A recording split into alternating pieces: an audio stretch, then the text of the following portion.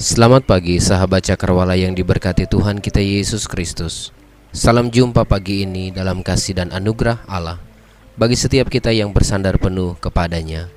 Sesaat lagi kita akan bersama-sama mendengarkan Renungan Oasis Fajar yang akan disampaikan oleh Mayor Suprayitno, Komandan Divisi Palu Barat.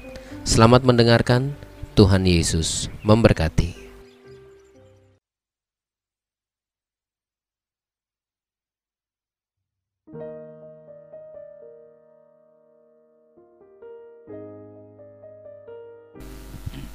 Saudara-saudara, para pendengar radio Cakrawala yang dikasihi Tuhan, hari ini tema firman Tuhan adalah jangan lemahkan semangatmu, tetapi kuatkanlah hatimu. Dan pembacaan dalam kitab 2 Tawarik pasal 15 ayat yang ke-7. Sebelumnya kita akan berdoa memohon hikmat Tuhan. Kita satu dalam doa. Allah Bapa di surga, di dalam nama Tuhan Yesus, kami mengucap syukur untuk lawatan dan penyertaan Tuhan sampai saat ini. Kami diberkati dan sehat dalam lindungan Tuhan. Hari ini kami akan mendengarkan firman Tuhan. Urapi dan kuduskan kami di dalam nama Tuhan Yesus. Amin. Saudara-saudaraku pendengar radio yang diberkati Tuhan, hari-hari ini di tengah situasi kondisi keadaan pandemi wabah corona ini, hari-hari kita memasuki kondisi keadaan perubahan dari normal ke new normal. Situasi kondisi yang abnormal ini yang akan kita jalani dengan resiko-resiko, ancaman dan bahaya, tetapi kita tetap selalu waspada. Hari-hari ini banyak orang berjuang untuk menjalani hidup lebih baik, jangan tidak sampai terserang wabah ini dan keluarganya aman, karena banyak disinyalir dengan kondisi pandemi ini, pembatasan sosial ataupun juga perubahan keadaan. Ada yang kena PHK, diputus hubungan kerja, bahkan juga usaha-usaha tidak berhasil di situasi kondisi ini. Orang stres, bahkan juga di berita media sosial ada yang masuk rumah sakit gila, ada juga yang bunuh diri karena tidak sanggup untuk menghadapi perubahan situasi kondisi new normal. Untuk itu kita sebagai orang-orang percaya, kita harus menjaga kehidupan ini tidak hanya secara fisik tetapi juga dalam kehidupan rohani, supaya kita tetap kuat menghadapi perubahan-perubahan dunia ini. Sebab pertolongan Tuhan akan menjadi nyata ketika kita hidup bersama dengan Tuhan. Apapun kondisi keadaan kita akan disertai dan juga dilawat sampai masa-masa situasi pandemi wabah corona ini berakhir. Pembacaan kita hari ini di dalam 2 Tawarik pasal yang ke-15 ayat 7 akan mendasari firman Tuhan ini. Di situ dikatakan begini: tetapi kamu kuatkanlah hatimu, jangan lemah semangatmu, karena ada upah bagi usahamu. Apa yang harus kita perbuat supaya hati tetap kuat dan semangat terus berkobar di tengah situasi kondisi akhir-akhir ini? Tuhan berbicara kepada Asa melalui Nabi Asaria. Siapakah Asa ini? Di ayat yang pertama pasal 14, Asa adalah keturunan keempat dari Raja Salomo. Dia orang yang baik dan benar di mata Tuhan. Ia mencari Tuhan dan mematuhi hukum-hukum Tuhan. Tuhan mengaruniakan keamanan dan keberhasilan di masa hidupnya selama 35 tahun. Hidup kita pun juga akan diberkati Tuhan. Keluargamu akan aman, keadaanmu akan baik, dan engkau selalu berhasil jika melakukan hal yang sama, yaitu hidup baik dan benar, mencari Tuhan dan mematuhi hukum. Bangsa Israel setelah Salomo berkuasa terpecah dua akibat ketidaktaatan Salomo di akhir hidupnya. Tuhan menceraikan umatnya melalui Yerobeam, pegawai Salomo, memberontak sehingga 12 suku Israel terpecah dua. 10 suku mengikuti jejak Yerobeam dan tinggal 2 suku Israel saja, yaitu Yehuda dan Benyamin. Tuhan berikan bagi keturunan Salomo.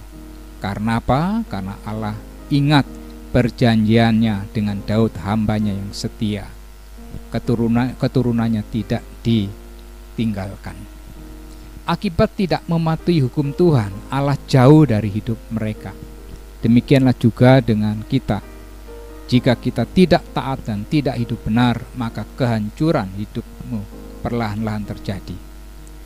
Di ayat yang ketiga menyatakan, lama sekali Israel tanpa Allah, tanpa ajaran dari para, tanpa hukum, dan akibatnya kondisi Israel tidak ada keamanan, stabilitas keamanan terganggu. Di ayat yang kelima, di zaman itu tidak ada orang pergi dan pulang dengan selamat. Artinya kejahatan merajalela, kekerasan, pembunuhan, perkosaan, kekacauan terjadi.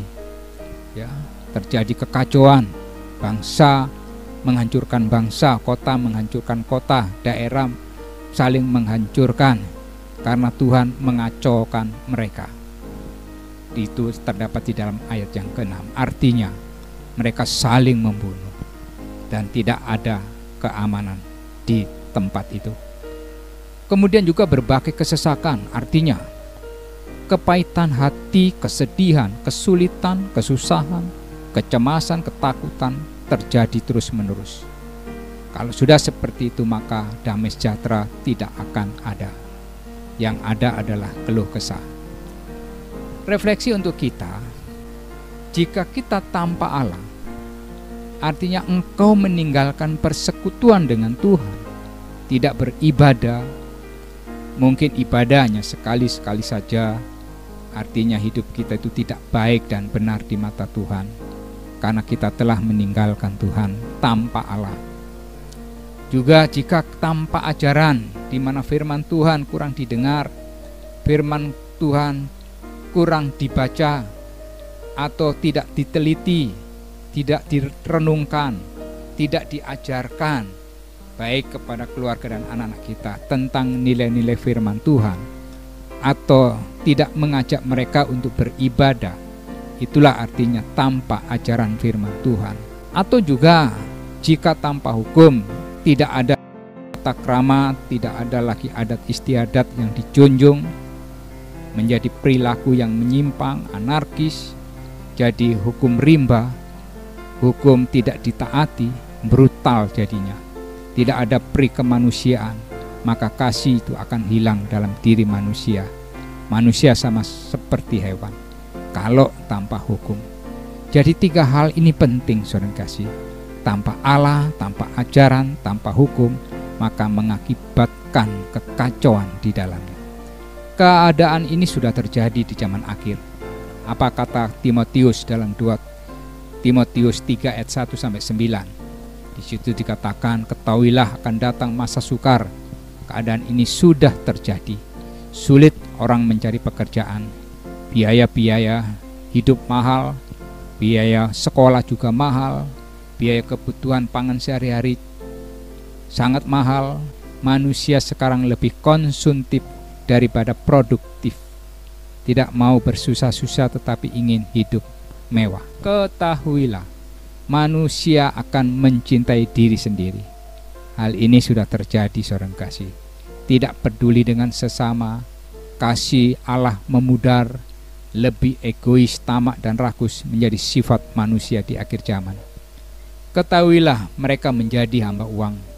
Anak sendiri dijual demi uang, orang tua ditelantarkan di hari tuanya, korupsi begitu masif, bangga dengan uang haram, segala sesuatu diukur dengan uang, termasuk juga di dalam pelayanan gereja pun juga ada seperti ini. Nah, sikap mereka dikatakan di dalam kitab Timotius, mereka adalah orang-orang pembual, sombong, penfitnah, pemberontak, tidak berterima kasih dan tidak peduli. Kenapa hal ini terjadi? Karena nilai kebaikan dan kebenaran merosot di zaman akhir. Sebagai gereja Tuhan yang ada di akhir zaman ini, perlu kita waspadai dan berjaga-jaga. Jika kita telah jauh dari kebaikan dan kebenaran, masih ada waktu dan kesempatan untuk berbalik. Jangan sampai nilai-nilai kebaikan dan kebenaran telah merosot dalam kehidupan orang-orang percaya maupun juga gereja. Di dalam ayat yang keempat dikatakan, tetapi dalam kesesakan mereka berbalik kepada Tuhan. Mereka mencari Tuhan, maka Tuhan berkenan ditemui. Maka dari itu, saudara-saudaraku pendengar Radio Cakrawala, cari perkenanan Tuhan dalam hidupmu, maka engkau akan diselamatkan. Asa belajar dari kakeknya Salomo. Kalau jika memperhatikan dalam kitab Amsal, Salomo banyak menulis, Tuhan tidak membiarkan orang benar menderita. Berkat Allah ada di atas orang-orang benar. Mulut orang benar adalah sumber kehidupan. Orang benar diselamatkan dari kesukaran-kesukaran. Orang benar tidak akan ditimpa oleh bencana apapun, tetapi orang fasik akan senantiasa celaka. Pengalaman hidup Salomo mengalami peristiwa-peristiwa anugerah maupun juga kecelakaan terhadap orang-orang fasik. Jadi apa yang kita perbuat, hiduplah dalam kebaikan dengan sesamamu, dengan keluargamu, dan dengan siapapun, terlebih dengan Tuhan. Hiduplah dalam kebenaran. Meskipun kebenaran sulit engkau jumpai di dunia ini, tetaplah berbuat benar, agar Tuhan memancarkan wajah-Nya kepadamu, membuat hidupmu bermakna, menjadi berkat bagi orang lain dan memuliakan Tuhan. Jadi kesimpulan firman Tuhan hari ini, Yesus mengajar kita untuk tetap berbuat baik dan benar. Yang Yesus lakukan adalah mengasihi mereka dan mengampuni musuh-musuhnya. Jangan kita membalas kejahatan dengan kejahatan, tetapi belajarlah mengasihi dan mengampuni. Yesus mengajar Tuhan lakukan, sebab Dia akan memampukan kita dengan memberikan kekuatan melalui Roh Kudus. Untuk itu, jadilah orang yang kuat di tengah-tengah situasi kondisi saat ini. Tuhan Yesus memberkati. Kita berdoa. Puji dan syukur kami panjatkan kepadamu ya Allah, karena Engkaulah kami ada sampai saat ini.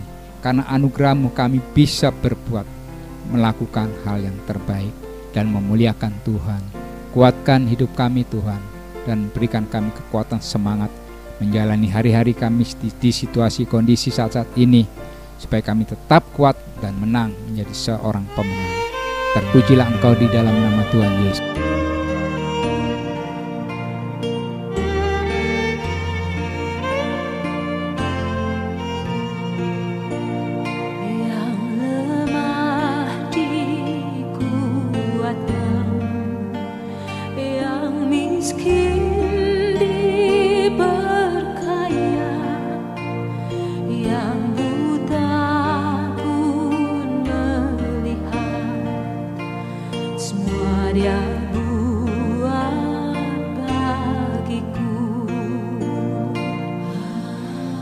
Ada bagian di dalam hidup kita yang tidak mampu kita lakukan, tetapi Allah memampukan. Dan ada hal-hal dalam hidup kita yang tidak mungkin, tetapi Allah memungkinkan. Oleh sebab itu justru di dalam kelemahan kita, kuasa Allah menjadi nyata. Yang lemah dikuatkan, yang miskin diperkaya, yang buta pun melihat.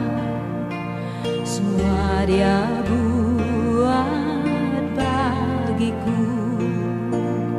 Hosana, Hosana, Yesus